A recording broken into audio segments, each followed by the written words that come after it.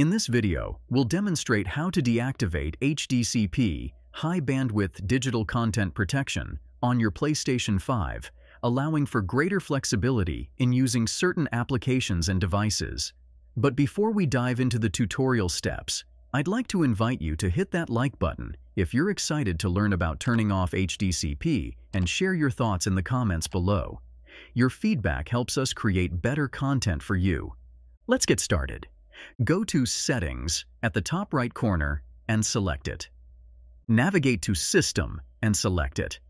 Scroll down to HDMI and navigate to the right. Look for the option Enable HDCP and switch it off. Disabling HDCP can be beneficial when using a capture card, as HDCP might restrict capturing content. It can also allow access to certain applications that might be limited by HDCP. If you found this tutorial helpful, please take a moment to like, comment, and subscribe with notifications on. Your support inspires us to create more content like this. For more tech tips and tutorials, visit mediamagnet.business.